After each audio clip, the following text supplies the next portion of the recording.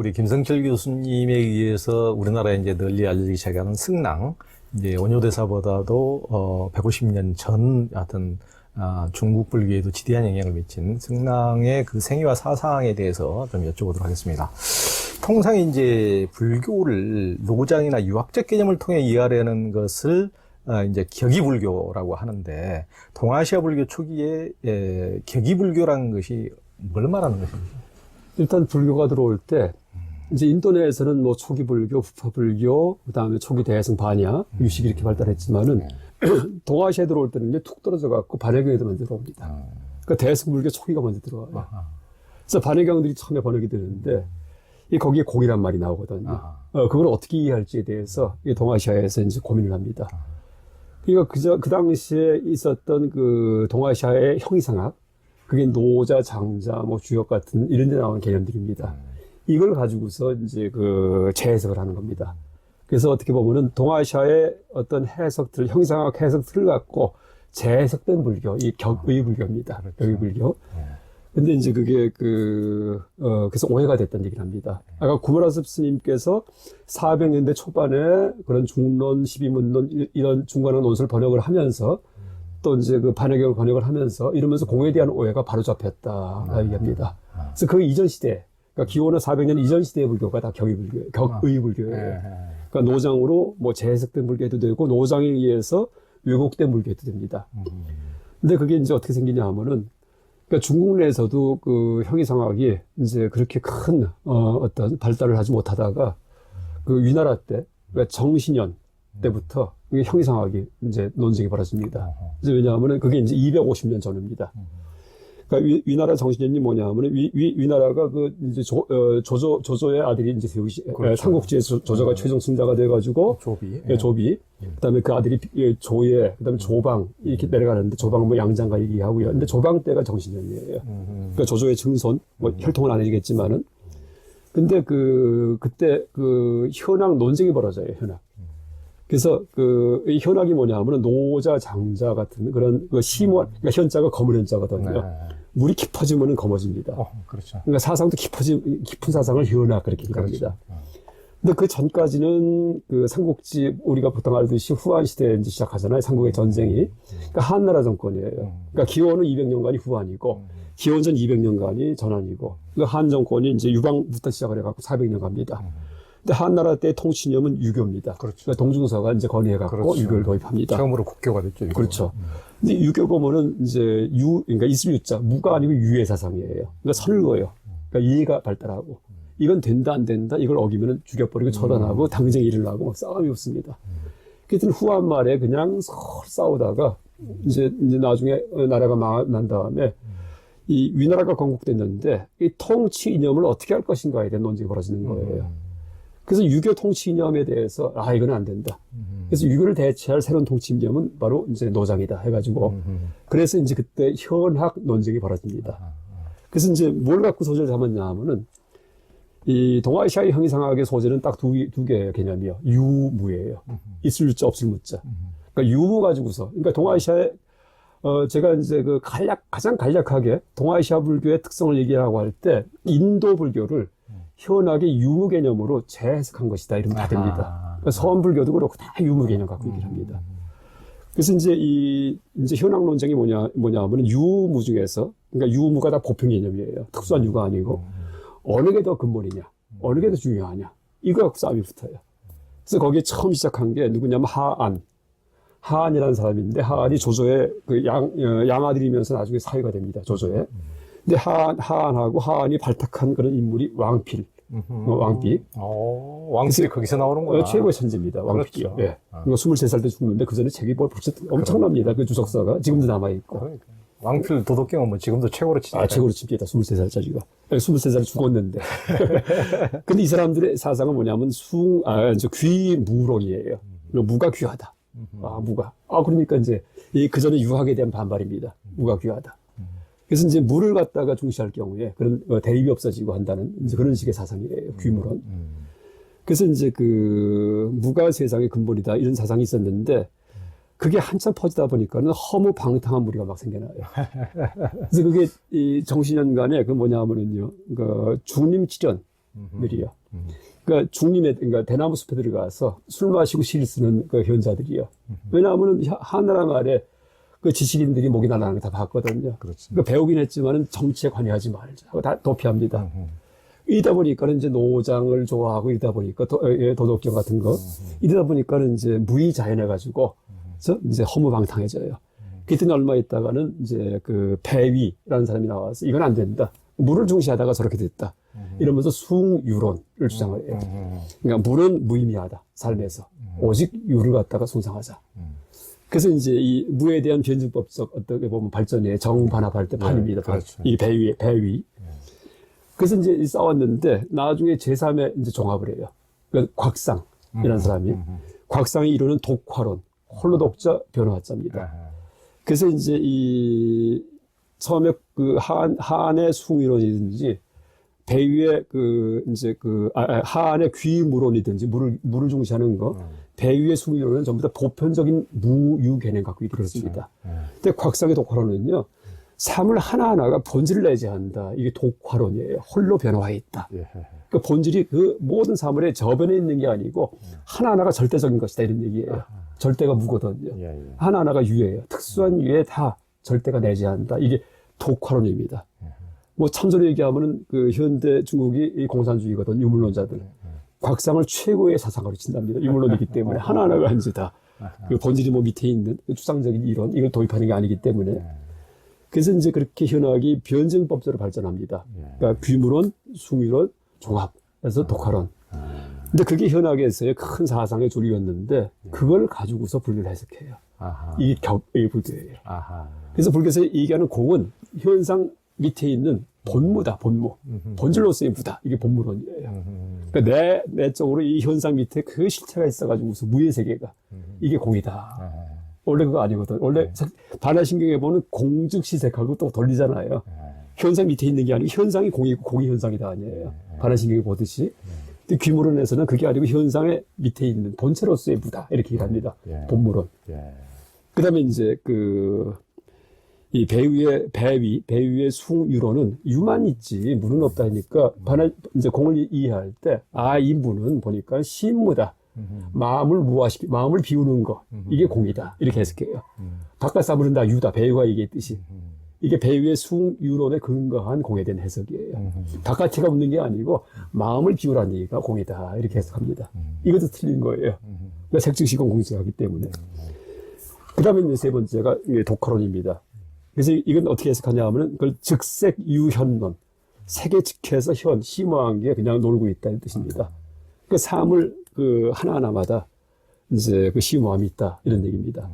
그래서 이제 이것은 그 삶을 그 자체가 공인 걸 모르고서 이제 그렇게 이 심오함과 그 삶을 나눴다 해가지고서 또 비판받습니다. 그게 이제 격일교입니다. 그 세 가지 틀. 그러니까 현학의 논쟁에서 큰 주제가 되었던 이 귀무론, 물을 귀하게 여기는 이론, 숭유론, 유를 숭상한 이론, 그 다음에 이제 즉색유현론, 색이 심오함 갖추고 있다 이런 이론, 이 세 가지 틀 가지고서 공을 해석한, 오해한 이것을 격의불교 이렇게 얘기를 하고 이제 그걸 이제 비판하는 게 승조에. 그러니까 조론에 보면 이제 승조 스님의 그러니까 구마라스비 제자입니다.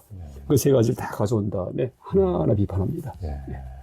그러니까 이제 우리가 이제 뭐 삼국시대라든가 고려시대에는 불교가 우리나라 거의 국교처럼 이제 풍미를 하긴 했음에도 불구하고 이제 동아시아에서는 거의 이제 국가적으로 황제들이 가장 많이 채택한 게 이제 유교고, 동아시아권에서 거의 헤게모니를 잡은 게 유교고, 이제 그 유교에 비해서는 아웃사이더지만은 노장자도 엄청나게 이제 영향을 미쳐왔기 때문에 거기에 나오는 개념, 그러니까 이제 공이라는 것은 불교 사상이지만은 이제 중국과 동아시아에서는 유교와 노장자가 굉장히 이제 지식인들 사이에서 풍미가 됐기 때문에 유교와 노장자에서 늘 사용하는 지금도 뭐 우리 이제 김석기 교수님이나 또 뭐 반야신경 이런 걸로 해서 공이 인제서 많이 사람들이 인식하지만은 우리에게는 오히려 더 뭐 유무상통이라든가 무유정법이라든가 뭐 유무로 하여튼 불교를 이해하려는 이게 굉장히 지금까지도 이제 많이 남아있죠. 영향 때문에 그 한문권의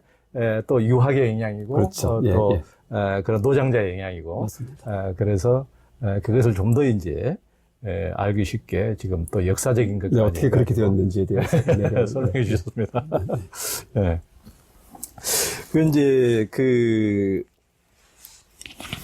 이제 공을 이제 올바로 이해한 최초의 동화시인이라는 이제 평을 받는 승조 스님. 네. 승조 스님이 지은 조론이라는 책은 어떤 책입니까?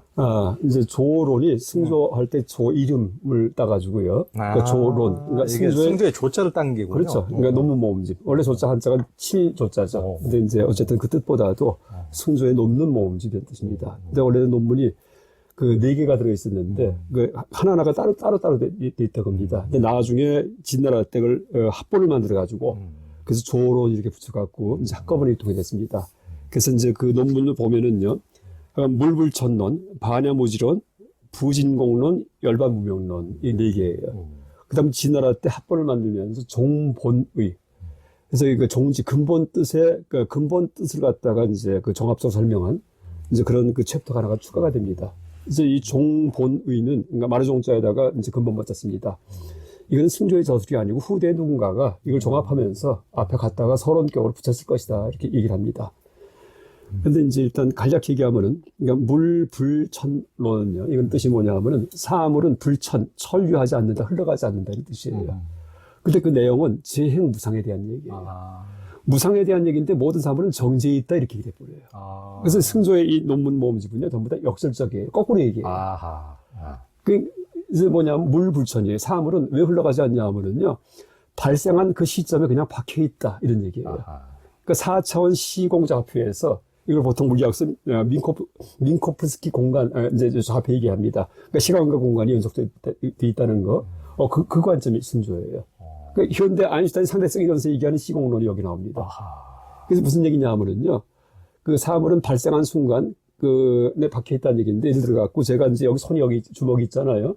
이렇게 올린다고 우리가 생각하잖아요. 못 올린다는 얘기예요. 이게 올린 거는요, 조금 늙은 손이에요. 늙은 주먹. 아까 올린다고 마음먹었던 것은 타임머신 타고서 1초 전으로 가야지만 만날 수 있고, 거기에 박혀 있고, 요거는 또 여기에 박혀 있고, 왜? 계속 무상하기 때문에. 그러니까 항상 항구한다. 물불천, 사물은 거기에 박혀 있다. 이게 물불천이에요. 그러니까 이 참, 이제 불교는 아까 무의정법 얘기하셨지만은, 하여간 무상에 대해서도 상주를 얘기합니다. 상주하기 때문에 항상 그 시간대에 그냥 박혀서 영원히 상주하기 때문에 그래서 무상하다. 이런 뜻입니다. 그 감산덕청스님, 이분의 주석이 있어요. 저런 소가 있습니다. 여기에서 물불천은 보고 나서 읽다가는 그냥 너무나 기뻐갖고 감흥에 부처님께 절을 올렸답니다.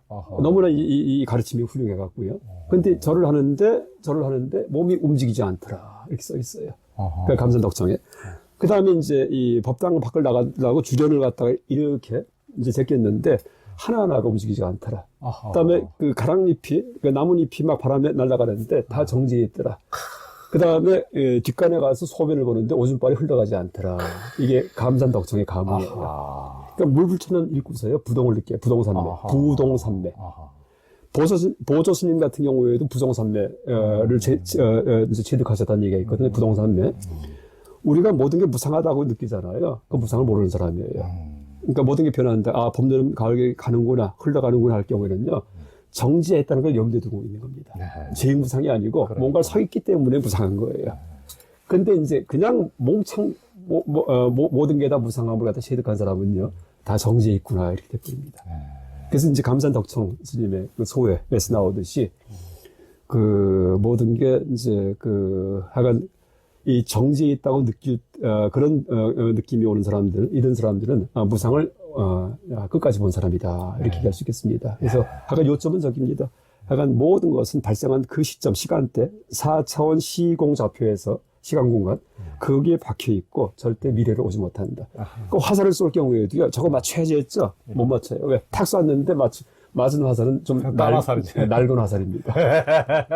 그게 이제 물불천입니다. 네, 그러니까 굉장히 이게 이제 우리가 일상적인 상식적인 거 가지고는 쉽게 이해하기가 어려운 이제 인식인데, 그러면 우리가 늘 흘러가는 동영상처럼 이렇게 보는 영화도 예전에는 필름을 여러 가지 뭐 1000개면 1000개, 만 개를 만 개 이렇게 그냥 고정된 건데 흘러가는 게 아니고 고정된 건데 그걸 빨리 돌리면 이게 이제 그렇죠. 흘러가는 네. 이런 거나 마찬가지로 그러니까 이제 하수들은 예를 들면 오케스트라나 이런 것을 들어도 그냥 흘러가는 것으로만 들었는데 진짜 최고수들은 7, 80개의 악기 하나하나를 딱딱착 음표 하나까지 착착 저것은 너무 좀 높였어. 저것은 좀 너무 낮췄어. 딱딱 안다는 거 아닙니까? 그런 것처럼 이렇게 부동을 보는 거죠, 거기에. 그래서 가장 미세하게 끝까지 가는 거죠. 그렇죠. 네, 맞습니다. 그러니까 너무 이제 쉽게 우리는 그것을 어떤 이 세상의 모든 것은 점의 연결인데 일상적인 시각으로는 점을 보지 못하는 그렇죠. 거죠. 그러니까 상수하는 게 있는 줄 알고요. 그렇죠. 네, 맞습니다. 그렇죠. 그다음 두 번째 논문이 이제 반야 무지론이거든요. 근데 다 역설적이에요. 그러니까 반야가 이제 최고의 시인데 이게 무지, 그러니까 무식한 거랍니다. 반야는 모릅니다. 무지가 알지 못함이거든요. 그러면서 이제 이 내용을 보면은요, 그 무지가 일체지다. 그러니까 전지전능할 때 전지자예요. 무지가 뭐냐면 알미 끊어진 자리예요. 그러니까 멍청해서 모르는 게 아니고 생각이 끊어지는 게 일체지다 이런 뜻입니다. 그래서 이제 예를 든다면은 모든 거, 그러니까 컵이 뭐냐 할 때, 컵이 무슨 뭐 물을 따르고 뭐 크기가 어떻고 했는데 가만히 따져보면은요, 컵의 정체불명이에요. 크기가 몇 센치가 컵인지, 그 다음에 어떻게 생겨야 컵인지, 그거 잡히지 않습니다. 그리고 나중에 컵의 정체 끝까지 추가하면은요, 모름이 돼버려요. 그걸 다른 말로 뭐 공하다 했답니다. 컵이 공하다. 그래서 모름이 컵의 본질이에요. 우리가 대충 보니까 컵은 어떻게 생겼다 하고 정의, 데피니션, 이렇게 내리는데 더 깊이 들어가면은요, 다 정체불명이 돼버립니다. 그래서 이제 컵도 그런 게 아니고 시계도 보니까 끝까지 보니까 어느 게 시계인가 할 때 이것도 정체불명이 돼버립니다. 이러면서 이제 모든 사물이 끝에 가면은요, 만나는 게 정체불명을 만나요. 다시 말해, 무지, 모름을 만납니다. 그러니까 모든 세상 만사에 궁극적인 그 정체는 모름이구나, 무지구나. 그러니까 모든 것이기 때문에 그게 바로 일체지구나, 이렇게 합니다. 그래서 모름자리가 딴 게 아니고요, 생각이 끊어진 자리고, 그 얘기를 누가 하셨냐 하면은 숭산 큰 스님이 하셨어요. Only the wonder가 바로 그 얘기입니다. 그러니까 숭산 큰 스님이 이제 항상 강조하신 게 오직 모를 뿐 얘기하셨습니다. 그게 이제 그 바보고 무식해서 모르는 게 아니고, 그러니까 생각 끊어진 자리. 이제 이게 세상의 끝이기 때문에 이제 그 본인의 이 경지를 갖다가 계속 주신 거고, 또 하나가 이제 숭산 큰 스님 그 법문이든지 이 문중의 그 설법 방식이 대비 비슷해요. 누가 뭐 물어보죠? 그러면 하든지 갑자기 하든지 이렇게 하면 이거 뭐지 하고 몰라요. 그럼 끝이에요. 그 뭐냐면 모름자리로다가 이렇게 인도하는 거예요. 그때 상대방이 끝까지 가면 깨닫는 거고, 안 그렇더라도 이게 세상이 끝이다. 이렇게. 그래서 이제 갑자기 여기 탁탁 치든지 이렇게 하는 게 숭산 큰 스님 그 가풍이에요. 그 문화에.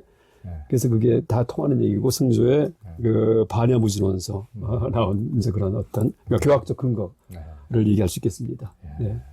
또 하나 뭐 간단히 부진공론은요, 이 공은 이제 부진유, 부진무의 공이다 이런 뜻입니다. 그러니까 아니 불자, 참진자. 그러니까 참되게 있는 것도 아니고 참되게 없는 것도 아닌 게 공이다. 근데 그 전까지는 진짜 없는 거 이게 공이다 이랬습니다. 교ገብ을 위해서. 근데 진짜 없는 게 이게 공이 아니다. 그렇다고 또 진짜 있는 거 이것도 공이 아니다. 이런 얘기를 쭉 논변합니다. 그 다음에 열반 무명론은요, 열반은 이름이 없다. 우리가 열반 하고서 이름 붙여갖고 얘기를 하는데 열반이 이름이 없어요. 열반은 이름이 없고, 또 하나가, 그러니까 무명, 무계, 열반은 계단, 단계가 없다. 어떻게 올라가서 열반 된다. 이렇게 무슨 뭐 올림픽 금메달 따듯이 이게 아니라는 얘기예요. 그 다음에 무극, 열반은 끝이 없다. 근데 열반은 무득. 내가 열반 얻었다. 이제 열반을 얻었구나. 내가 돈을 벌었듯이 이게 아니라는 얘기예요. 그래서 이제 네 가지가 무명, 무계, 그러니까 이제 단계가 없다, 무극 끝이 없다, 그 다음에 무득, 그 다음에 잡을 게 없다. 이런 얘기를 합니다. 실제는 열반에 대해서 우리가 이름을 붙이고, 열반하려면은 아라한이 되고, 수다원이 되고 해서 계단을 갖다 만들고, 그 다음에 이제 열반은, 궁극이구나, 이렇게 얘기를 하고, 열반을 내가 얻었다, 획득했다, 이렇게 얘기를 하는데, 그걸 다 부정합니다. 그래서 조론의 그 어떤 성격을 얘기한다면은, 그러니까 불교의 핵심 교리에 대해서 거꾸로 얘기한다. 역설적으로 얘기한다. 근데 설명 들어보면 다 맞습니다. 반대로 얘기합니다. 그러니까 아까 두 번째 말씀하신 그러니까 숭산 스님이 이제 했다는 것도 예전에 뭐 예선사들도 뭐 깨달음이 뭡니까 뭘 물어보면은 불식 뭐 이런 식으로 그렇죠. 네, 모른다. 그러니까 우리는 이제 지식을 숭상하는데 계속 분별하고 비교하고 뭘 안다 그러고 그게 이제 일체 번뇌에서 나온 거니까 어떻게 보면은 딱 불식 딱 그 이전 자리로 이제 가계 자리로 이렇게 이제 딱 가게 네. 이끄는 것이죠. 근데 이 승조 스님과 승랑 스님의 어떤 관계는 어떤 관계입니까? 일단은 뭐 이제 전혀 뭐 일단 시기적으로는 이제 그러니까 승랑 스님이 479년에 일으키니까 한 80년 이상 떨어진 분입니다. 한 100년 정도. 그러니까 전혀. 근데 이제 승랑 스님의 그 전기에 보면은요. 그 장안을 들려가지고서 이 삼론 공부한 그런 기록이 있어요. 네, 그렇게 문헌에. 그래서 승조를 계승합니다. 계승하는. 네, 그래서 이제 이 승랑 스님의 그 별칭이 그 삼론학의 부흥자예요. 창시자가 아니고. 그렇죠. 창시는 옛날 구나라집 승조 스님. 이 고삼론. 이걸 옛날 삼론해갖고 고삼론 이렇게 부릅니다. 그렇죠. 그러니까 동아시아의 중간학입니다. 그 승랑 스님을 신삼론 이렇게 얘기합니다. 네, 부흥자입니다. 근데 그 이제 그 어떤 그 가르침의 맥은 똑같은데 하나 더 얘기한다면은 이제 비교를 제가 한 논문이 있는데 그러니까 변증법적으로 한 단계 더 상승을 해요. 승랑이. 승랑 스님이. 그러니까. 시대가 달라졌기 때문에 또 승조의 말이 퍼지니까 거기 집착을 해요. 그걸 또 탁 놓고서 하나 더 위로 올라갑니다. 네. 그 이제 김 교수님은 이제 고구려 고승 승랑을 이제 재조명하는데 크게 기여를 하셨는데 이게 이제 온효대사보다 150년 앞서고 중국 불교에도 큰 영향을 미친 승랑대사. 네. 그 승랑이 이름 자체가 이렇게 잘못 불려진 적도 있다면서요? 그게 이제 학계에서 몇십 년 동안 계속 논란거리였습니다. 그러니까 승랑에 대해서 일본 그 문헌에 보면은 그러니까 도랑이라고 써 있어요. 도랑. 그 도자가 길도자 써가지고 그 도랑이라고 돼 있는데 그래서 승랑 이름이 원래 도랑 아닌가 이런 말이 많이 퍼져 있습니다. 도랑이란 말이 너무나 이제 많기 때문에. 근데 이제 제가 그 다음에 논문도 있어요. 정인보 씨. 이분도 이제 정인보 선생님도 승랑 논문이 있어요. 그러니까 원래 이름은 도랑이었을 것이다. 이렇게 써요. 또 어떤 분은 아니다. 승랑이라 이렇게 쓴 것도 있고, 또 어떤 분은 도랑이라 왔다 갔다 합니다. 최근에 또 현대 독일 학자 가운데, 주리겐 플라스이라는 분은 또 이제 정인보 선생 말이 맞다. 도랑일 것이다. 근데 제가 이제 승랑 연구하면서 이것도 한번 끝장을 보자 하면서 한번 봤어요. 근데 보다 보니까 이 승랑, 일본에 퍼져 있던 승랑에 관련된 문헌이 초서체로 써 있는 거예요, 원래. 원본이. 그래서 이제 그걸 복원을 해갖고 해서체를 위해서 대장경에 실려 있는데, 승랑 이름을 쓸 때 간혹 가다가 복원을 못 해갖고서 그냥 초서체를 남겨놓은 게 있어요. 그러니까 대장경 보다 보면은요, 이 학자들이 정식한 게 자기가 해서체를 복원 못 하는 것은 그냥 사진 찍어갖고 이렇게 놉니다. 근데 이렇게 돼 있어요. 이렇게. 그 다음에 옆에는 랑자가 써 있어요. 그 다음 고구려 무슨 랑. 그러니까 이걸 이제 못 읽겠으니까. 근데 이 글자를 가지고서 제가 초서사전 찾아봤습니다. 보니까 대자하고 도자의 초서체가 비슷해요. 우리는 클대자하고 길도자를 다르게 쓰잖아요. 그 길도자를 갖다가 그러니까 초서체를 쓰면은요, 이렇게 써버립니다. 그래서 제가 이제 책에다가 그거 사진 이제 캡처해가지고서 이렇게 비교하면서 이게 대랑이다, 대랑. 근데 대랑이란 말은 원래 많이 썼어요. 그러니까 위대한 승랑 해갖고, 그러니까 대랑법사란 말은 딴 데 나오거든요, 원래. 근데 일본에서 이제 그 초서체를 누군가가 도랑으로 읽어가지고서, 그 처음에, 지금부터 한 1000몇백 년 전에, 그다음부터 이제 계속 도랑으로 그 전승이 된 거죠. 근데 또 하나 얘기할 게, 승랑 이름이 도랑이었으면은요, 그 제자들이 그 이름을 갖다가 책에서 못 써요. 우리가 지금도 큰 스님들 본명 안 부르잖아요. 그렇죠. 어디 주제들이 똑같아요. 그러니까 길장책에 보면은 승랑이란 말 안 나와요. 항상 섭산대사께서, 뭐 섬룡대사께서, 그다음에 랑대사께서 이렇게 나옵니다. 그래서 승랑이란 말은 고승전에 딱 나와요. 고승전. 이 고승전에서는 법명을 그대로 쓰거든요. 제3자 입장에서. 길장책이 아무리 그러니까 승랑에 대해서 언급은 많이 하는데 한 번도 승랑의 이런 말 안 씁니다. 그러니까 만약에 도랑이 본명이었으면요, 도랑이라 쓸 리가 없다는 얘기예요. 그러니까 대랑께서 길장은 또 대랑 씁니다. 대랑이라고. 그래서 이건 대랑의 오독이다. 근데 그게 이제 사실은 별거 같지만 이게 약간 문헌학적 불교학, 인문학적 불교학입니다. 그래서 그거는 그렇죠. 제가 이제 큰 성과를 생각합니다. 잘못하면 뭐 두 사람이 딴 사람인가 이렇게 또 인식될 수가 있기 때문에. 그럴 수도 있습니다. 예. 그리고 이제 승랑의 대표적인 사상으로 인해 이재설이 꼽히는데요. 네. 이 인해 이재설이라는 게 무엇입니까? 이게 참 승랑 대단합니다. 이제 제가 이제 보면서 아주 너무나 창의적이고 독특하고 또 하나가 창의적인데 불교에서 벗어나는 게 아니고 실제 부처님의 교리에 더 근접하게 만듭니다. 또 불교가 살아있게 만들고. 그러니까 인해 이재할 때 그 이자가 진리할 때 이자예요. 네. 그러니까 진리 속에 인해. 이재는 두 가지 진리. 이재는 뭐냐면 진재 속재입니다. 그러니까 진재 속재가 뭐냐면 부처님의 가르침을 진재 속재 얘기합니다. 참된 가르침, 세속에 순응한 가르침. 그러니까 이제 참된 가르침은 공하다, 없다. 이치다 타파하는 거. 이게 진제고요. 그 다음에 뭐 계에 지키고서 악을 행하지 말라. 이게 속죄입니다. 뭐 윤회한다. 이거 속죄예요. 그러니까 분별적 가르침. 그러니까 부처님의 가르침은 항상 진제 속죄는 나눠지거든요. 그래서 무하다. 이건 진제고요. 윤회다. 이거 속죄고요. 그러니까 무하인데 왜 이래야지? 아, 이거는 막 문제가 안 돼. 차원이 다른 얘기이기 때문에. 그래서 진제 속죄가 부처님의 가르침인데 이 가르침 전체가 다 이인의 진리 속에 있다는 뜻이에요. 그러니까 진리 속에 가르침이 있다는 뜻입니다. 진리 바깥에 있는 게 아니고. 근데 이제 승랑 이전까지는 진리 바깥에 가르침이 있다 이렇게 봤어요. 가르침이 있고 진리는 적이 있고 흔히 비유할 때 손가락과 달. 손가락은 가르침이에요. 진리는 달이에요. 그러니까 손가락과 달이 분리가 되어 있습니다. 우리가 흔히 그렇게 알고 있잖아요. 그렇죠. 근데 승랑의 이내 이제설은요 단적으로 얘기하면은 손가락이 달이다 이 얘기예요. 그게 뭐냐면 선승들 보면은 이제 여러 가지 가르침을 전해주는데 그 가르침을 통해 가지고서 아 이게 진리구나 이렇게 아는 게 아니고요. 선승의 일거수일투 한마디 한마디가 달이라는 얘기예요. 우리가 그 스님에 대해서 칭견한단 말을 써요. 큰 스님에 대해서.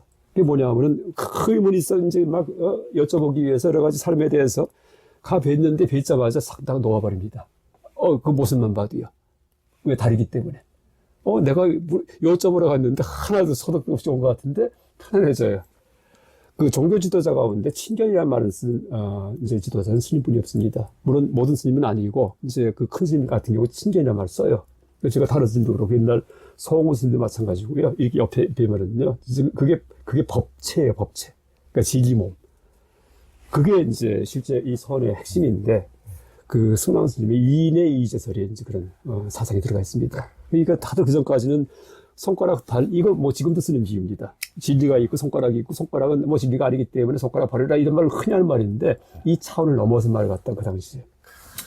그러니까 조선시대에도 이와 이황이 그 이기 이론론, 이기 이원론 가지고 이보다 1000년 뒤에 이렇게 싸우는데 이미 이것은 이제 그때 당시에 먼저 그것을 회통시킨 자타를 분별을 넘어선. 그죠. 끝을 본본이죠. 그러니까요. 네.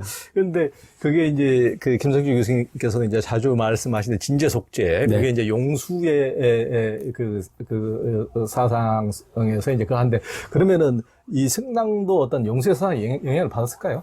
승랑이 뭐 당연히 이제 그 삼론학의 중흥조고 삼론할 때 삼론이 이제 세 가지 논문이 있는데 논서. 그 바로 용수의 중론, 그다음에 12문론, 또 하나가 용수의 제자, 아리아제바의 백론, 이 세 가지가 삼론이거든요. 그렇죠. 그러니까 동아시아의 중관학이 삼론학입니다. 네, 그러니까 인도 중관학을 유무라는 두 개의 개념으로 새롭게 해석한 그런 중관학, 이게 이제 삼론학입니다. 이게 삼론학의 중흥조이기 때문에 당연히 이제 용수님의 사상을 다 소화해서 그렇죠. 되살린, 진짜 진정으로 되살린. 그렇죠. 그 전까지는 삼론을 이해하더라도 또 분별적으로 이해했어요. 그러니까 이 손가락 다 구분을 하고 이러면서 근데 그걸 다 격파해서 용수의 원래 뜻으로 되돌린 분이 그러니까 승랑 스님이다 이렇게 할 수 있겠습니다. 네. 그러니까 지금도 이제 예전에 절집안 뭐 산속에서 근거해서 사는 것이 아니고 이제 세상 속에서 나와서 이제 교화도 하고 표교도 하다 보면은 또 이제 그 절의 진리는 진리고 세상을 따르는 일은 또 따로 있어. 뭐 이런 식으로 이제 자타융법적으로 이렇게 이런 식으로 이제 그런 논리도 많이 있는데 이제 어떤 일을 하든 그 나름대로 그 진리에 여법한 삶의 그렇죠. 일환이 돼야 된다는 것을 뭐 맹독한 좋은 말씀입니다. 네. 네. 아마 그 간디의 그 까르마 요가, 네. 간디의 바가바드 기타에서 행위 그렇죠. 자체가 행위. 그렇죠. 그게 그냥 종교의 목표가 일치한다는 그렇죠. 이제 상상을 할 수가 있습니다. 그러니까 간디가 그런 식으로 뭐 요가를 해서 뭐 그 나름대로 요가에서도 굉장히 선정을 닦는 식으로 이렇게 하는 것도 많은데 그 자체하고 뭐 기도하고 이런 것뿐만이 아니고 자기의 사회활동 자체가 그렇죠. 네, 이 까르마 요가를 가장 중요한 요가 중에 하나로 네. 우리가 여기고 우리 삶 자체 가정생활이든 우리가 직장생활이든 네. 이 자체가 요가라는 말이 신과 합일이니까 이 자체가 합일의 과정이다. 네, 네. 이런 식으로 굉장히 다 일맥상통하는 맞습니다. 예, 예. 내용으로 볼 수가 있네요. 네. 또 이제 승랑 대사의 사상인 이제 시교론은 무엇입니까? 이제 시교론. 이게 이제 이제를 갖다가 또 교법으로 보는 것도 이것도 어려웠던 얘기인 겁니다. 그 당시에는 이제를 갖다가 교법으로 또 안 봤어요. 원래 이제가 부처님의 말씀 가운데 이제가 있거든요. 그게 뭐 지금은 당연한 줄 아는데 그렇게 당연한 줄 알게 된 게 승랑 스님 때문이에요. 근데 그 이전까지는 이제가 진리의 차원을 이제 착각했습니다. 그러니까 세상 진리가 참된 진리가 있고, 그 다음에 이제 그 세속적 진리가 있고, 그러니까 바깥 세계에 그런 그 이제가 있다, 이렇게 생각했습니다. 그래서 그거를 그 약경이제설, 그러니까 대상경자 써가지고요, 육경할 때, 그러니까 경에 의거한 이제설, 이렇게 합니다. 그래서 승랑 스님 이전에 그 양무제의 이제 가승이었던 그 양나라의 3대 법사가 있어요. 큰 법사. 이제 그 항상 길장책에 나오는 얘기인데, 그 개선사 지장, 그 다음에 뭐 장엄사 승민, 그 다음에 이제 광택사 법운. 그래서 이제 양의 3대 법사인데, 이분들의 이제설은 약경이제, 양리이제예요. 리는 진리리자. 그러니까 바깥에다 이제가 있다. 이렇게 얘기를 합니다. 그러니까 이제 용수스님의 이 가르침 이제를 갖다 오해한 거예요. 그러니까 분리해서 분별적 이제가 아닙니다. 근데 그게 아니고 승랑 스님이 그게 아니고 부처님의 가르침 여기 이제가 있지 바깥 세상 진리 세상은 그 진속을 초월한다. 이게 바로 중도 제일이지 진리 그 자체다 이런 얘기입니다. 그러니까 바깥에 진리 세계가 있고 실제 세계에 뭐 가짜 세계가 있는 게 아니고 중생의 순응한 가르침이 있고 그 다음에 진정한 가르침이 있고 실제 세계는 그냥 진리 그 자체다. 이게 중도 제일의제 이렇게 합니다. 그게 이제 승랑의 이제 시교론, 이제는 교법이다라는 얘기입니다. 근데 하나 재밌는 게요. 나중에는 이제 시교론도 버려버려요. 이것도 방편이다 이렇게 기대요. 그래서 이제 이제 그러니까 교법이냐 이것도 경우에 따라서 이 사람들이 이렇게 주장하기 때문에 내가 교법을 얘기했고 이거 버리면은 또 이것도 버려버립니다. 그래서 승랑 스님의 특징이 뭐냐 하면은 그 무의 무득이에요. 무의 어디에도 의지하지 않고 어떤 것도 포착하지 않는다 이렇게 됩니다. 그러니까 본인의 가르침을 베푼 다음에 더 큰 착각이 사라지면은요 자기 가르침도 또 버려버려요. 네. 그러니까 철저하게 그 뭐 뗏목에 비우든지 여기에 아주 일치 않은 초기 불전의 가르침하고 그냥 이제 그 맛이 한 맛인 그런 가르침이 승랑 가르침입니다. 무의무득 우리가 이제 반야신경에서도 계속 무소득 이렇게 이제 그렇죠. 무소득입니다. 이제 승랑대사는 이제 이 세상 자체가 모든 가르침 이제 법이라고 하는 진리라는 자체도 하여튼 상대적인 것이기 때문에 이 세상 사람들에게 중생들의 이해를 돕기 위해서 뭐 정반합식으로 이쪽이 하면 이쪽으로 반대로 이렇게 얘기를 했을 뿐이지 그 자체가 반드시 진리에서 그렇게 쳐주는 것은 아니고. 그렇죠. 약을 주듯이. 그러니까요. 모든 게 다 병에 따라 약을 주듯이 없다가 병 나오면 약도 이제 없습니다. 그러니까요. 병 나오면 약이 없다. 이게 굉장히 중요한 말인데 또 그 약을 또 우리는 그게 병을 낫기 위한 수단일 뿐인데, 그것을 우리가 또 진리라고 계속 천년 동안 붙들고 있는 것이 또 이제 중생들이기 때문에. 약 때문에 병이 납니다. 약 때문에 병이 나. 그것이 이제 늘, 우리 김석중 교수님께서 가장 강조하는 공 때문에 난 병이 얼만가. 공이 가장 중요하다 그러지만은 또 공병. 그렇다 합니다. 승랑의 사상 가운데 또 삼중이제설은 무엇입니까? 이것도 위대합니다. 이거는 인도 티베트 불교에서 못 보는 거예요. 그 동아시아 불교만 있습니다. 뭐냐면 이제가 이제 우리가 진제 속제 나누잖아요. 그럼 공한 게 진제고 없는 게 진제고 분별적 가르침은 속제구나 하고 알아요. 그럼 또 거꾸로 공에 집착을 해요. 이제 지금 금방 말씀하셨듯이 그러니까 이제 그럴 경우에는 그러니까 공을 무라고 표현합니다. 또 이제 일반 그 속제를 유라고 표현해요. 그러니까 무와 유가 다 속죄가 돼버리고 비유 비문과 진제가 돼요. 이게 이중이제로 그러니까 변증법적 향상입니다. 그렇죠. 그래서 이제 그 처음에 유에 집착할 때는 무 이게 진제고 유가 속죄였는데 그때는 이제 나중에 무에 또 집착하니까 유라고 하든 무라고 하든 다 속죄다. 다 분별한 것이다. 한 다음에 유도 떠나고 무도 떠난 게 진제다. 그래서 비유 비무 얘기예요. 그랬더니 또 사람들이 그 집착하는 성격을 못 버려갖고 비유 비무에 집착을 해요. 이게 진제구나. 그랬더니 또 한 단계 또 올라가요. 그러니까 유라고 하든 무라고 하든 또 둘 다 부정하든 이건 다 속죄다. 그러면서 이제 뭐라 얘기하냐면요. 비이 비불이 유무 두 가지도 아니고 비불이 둘을 부정한 것도 아닌 이게 진제다. 또 올라갑니다. 그래서 변증법적 향상인데 나중에는 사중이제설까지 나와요. 근데 그건 길장 스님이 또 만들거든요. 또 비이 비불에 집착을 하니까 그것도 속죄가 돼버려요. 그것도 머리 담고 사니까는. 그러면서 엄망여절. 말은 잃어버리고 생각이 끊어진다니까 진제다. 실제는 또 5중, 6중 올라갈 수도 있겠죠. 근데 이제 그 정도 가르치면은 이해해야지. 그래서 이게 3중 이제설인데 이거는 동아시아에만 있어요. 저는 이게 훨씬 더 위대합니다. 그러니까 이제에 집착하지 않게 만듭니다. 그래서 이제 이건 철저하게 이 용수님의 취지를 갖다가 되살린 것은 티벳에도 없고 인도 전통에도 없었던 건데 삼론하게만 있는 것이다. 이렇게 볼 수 있겠습니다. 그러니까 나중에 이제 원돈 성불론이라든가 이런 식으로 막 돈망한 경지, 네. 일체를 끊어버리는, 여하튼 이제 그런 다, 일체를 끊기 위한 모든 것이 이제 그런 말씀인데, 끊기 위한 그 말씀조차도 또 집착하니까 인간의 집착하는 근성은 하여튼 성불하기 전까지는 버릴 수가 없는 어떤 우리가 그래서 이제 하여튼 인간을 어떻게 보면은 집착하고 그것이 하여튼 인간의 중생에 끊임없는 어울리는 거 아니겠습니까? 그렇죠, 그렇죠. 예, 예. 참 어떤 승당 스님도 고생하십니다. 중생들 때문에. 그래서 가르쳐 놓으면 또 잡아버리고 하니까. 근데 석가모니 부처님 똑같으셨어요. 그러니까 무화 하니까 또 무화 잡아버리고. 그러니까. 나중에 무화도 얘기 안 하시잖아요. 참. 그 승랑대사의 사상에서 가장 중요한 축들에는 어떤 것들이 있습니까? 이거 이제 승랑 연구했다가 제가 이제 승랑 생애 정리하고 한 50몇 군데의 경문을 다 모아갖고요. 근데 그것도 승랑 확실한 것만. 뭐 딴 것도 있겠지만은 그 확증이 안 되기 때문에 다 버리고서 진짜 섭산대사, 뭐 랑공, 랑대사, 대량법사 께서 말씀하셨다. 요것만 모았습니다. 그게 50몇 개예요. 그래서 생애 정리하고 사상 정리했는데 정리해 보니까 딱 4가지입니다.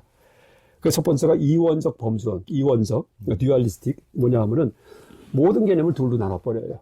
그래서 이제 체용, 실체와 그 작용, 그 다음에 유무, 있음과 없음, 그 다음에 뭐 중가, 중도와 가명, 중도가 이제 뭐예요? 그 근본자리고 가명은 거짓 이름이거든요. 이런 식으로 개념을 둘로다가 일단 만들어요, 다들. 그래서 이게 이제 그래서 왜냐면 교화하기 위해서. 교화하려면 상대가 이해할 수 있게 해줘야 되거든요.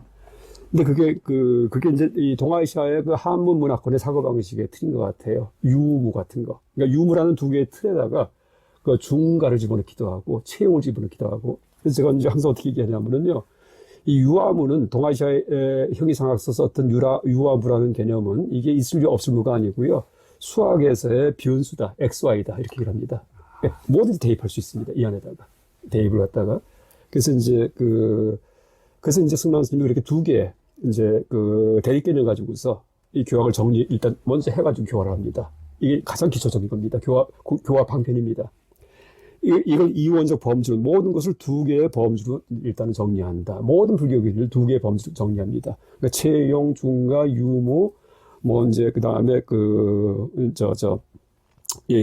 여러 가지 이제 그것도 이제 제가 쭉 정리했는데, 그다음 2번째가 무득의 오도론이에요. 무득의 오도론. 뭐냐면 이제 여기에 근거하면 가르치면은요, 오도가 깨닫는 거예요. 깨달음으로 가야 될 거 아니에요. 근데 올라가는데 뭘 포착해서 올라가는 게 아니고 무득이에요. 놓고서. 그러니까 놔버리는 게 올라가는 거예요. 기어 올라가는 게 아니고 놓는 게 올라가는 겁니다. 무의무득. 아무것도 그렇죠. 의존하지 않고. 그러니까 일손이도 하루하루 덜어버리는 걸 그렇죠. 도다 하듯이, 그러니까 무득의 오도론입니다. 그래서 이제 보통 우리가 깨닫는다고 할 때 뭘 하고, 그 다음에 뭘 하고 단계를 밟아서 올라간다는데, 이 도는 그런 방향이 아니고 헐고 허물고 하면서 놓으면서 올라가는 거다, 이런 뜻입니다. 그 다음에 나중에 끝까지 올라가 보니까는 드디어 실상을 봤어요. 그런데 이것은 상직이에요, 상직. 상직이 뭐냐 하면은 아까 범주에서 나눴던 유무, 체용, 그 다음에 중가 이런 것들이 상직이에요, 유중무. 그러니까 실상의 세계에서는요, 있음이 없음이고, 체가 용이고, 그 다음에 뭐 중도가 가명이고 이렇게 돼버립니다. 그러니까 모든 게 겹쳐요. 근데 그게 선승의 오도성과 똑같아요. 선승의 오도성. 바다밑집이 집에 뭐 사슴이 알을 품고, 이게 다 겹치잖아요. 그렇죠? 실제 그게 실상의 세계, 그러니까 실상, 참된 모습에, 그러니까 세상의 참된 모습은 모든 게 겹쳐 있다, 이런 뜻입니다. 그럼 나누는 게 뭐냐? 우리 생각이 나누는 것이다. 생각이 나눠서 유무의 범주로 나누기도 하고요. 근데 끝에 가보니까 다 겹쳐 있어요. 그래서 예를 들자면은요, 우리가 이제 오온, 불교의 오온소를 얘기할 때, 오온이 색, 수, 상, 행식인데, 말로 나눌 수 있고 머리에 떠올려요. 근데 이제 오온 가운데 이게 색인가 수인가 할 때요. 이게 색이 물질이거든요. 이거 색이에요. 수가 느낌이거든요. 이거 느낌도 돼요. 왜? 어떤 느낌이 오죠, 지금이요. 그렇죠? 뭐, 이제 고통도 아니고 낙도 아니지만은. 그 다음에 색수, 상은 생각이에요. 이건 볼펜 하고 생각이 떠오릅니다. 행은 의지 조작이에요. 여기 내가 이렇게 집중해야지만 이게 나타납니다. 그 다음에 색수행, 식은 마음, 안식, 마지막에 눈에 보이죠. 그러니까 실제는 이 볼펜이 색도 아니고 수도 아니지만 거꾸로요. 색이면서 수면서 상이면서 행이면서 식입니다. 여기에 오온이 겹쳐 있습니다. 사실 이게 상직이에요. 이것만 그런 게 아니고 세상 만사가 다 상직합니다. 원래는요. 근데 그걸 우리 생각에서 나눠놨거든요. 부처님도 교화하기 위해서 말을 나눈 걸 뿐이고, 오온이라고 해서. 그러니까 마지막에 도달해 보니까는 다 겹쳐 있다는 얘기예요. 상징입니다. 그렇지. 그 다음에 마지막에 방편적 교화론. 깨닫고 났으면 이제 교화하거든요. 근데 이게 다 방편이에요. 이 말했다가 저 말했다가 횡설했다 수설했다 합니다. 그래서 이제 이 승랑, 이걸 제가 만든 게 아니고 승랑사상만 정리해서 보니까 네 가지로 정리가 되면서 그러니까 출발은 가르칠 때는 모든 범주를 둘로 나눠갖고 듀얼리즘 이렇게 대립상으로다가 얘기 시작을 했다가 올라가는데 쌓는 게 아니고 버리면서 올라가게 했다가 나중에 보니까는 뭐가 나타나는 게 아니고 다 상징하는. 그 인도 불교랑은 좀 달라요. 인도 불교는 상징이 아니고 쌍비 둘 다 부정이에요. 인도 불교에서는 뭐 불생불멸 이 이분법 비판이에요. 그 동아시아에서는요 거꾸로 이제 다 겹쳐요. 그러니까 역유 영무 이랬듯이. 그래서 이제 동아시아 불교는 끝에 가서 삼구. 그러니까 중간하게 사구가 있는데 사구 네 가지 판단이 있는데 유, 무, 역유영무. 그러니까 유면서 무다. 비유, 비무. 유도 무도 아니다. 이 네 가지가 있는데 인도 불교는 비유를 이걸 많이 써요. 불생불멸, 부승불감, 양쪽 비판하는 거. 근데 중국 불교에, 동아시아 불교에 보면요. 역유영유, 유이면서 무다. 아니면 생증멸. 이렇게 돼버립니다. 이게 화두공안에 나온 얘기들이고요. 부처님이 말은 또막대기다. 이렇게 되듯이요. 그렇죠. 그래서 이제 그게 상직, 서로 이퀄의 실상론이다. 이렇게 얘기할 수 있겠습니다. 네. 우리가 진짜 뭐 이게 승랑대사는 부처님 이후에 제가 보기에는 최고의 어떤 이 경지에 가신 분이고 또 그때 당시의 어떤 혼란상을 바로잡기 위해서 대단한 여하튼 선지로 하여튼 탁탁 친 그때는 뭐 선이라고 부르질 않았지만 그래서 월등했던 분입니다. 그 당시 시대 상황에서 사상적으로 너무나 월등했던 분입니다. 여전 그것을 우리가 지금 한 그 2000년 가까운 세월을 지나서 우리가 김성철 교수님한테 지금 듣고 있으니까 참 대단한 일입니다. 제가 이거 한 7년 넘게 진짜 덕후 생활하면서 배운 겁니다. 야, 고생하셨습니다.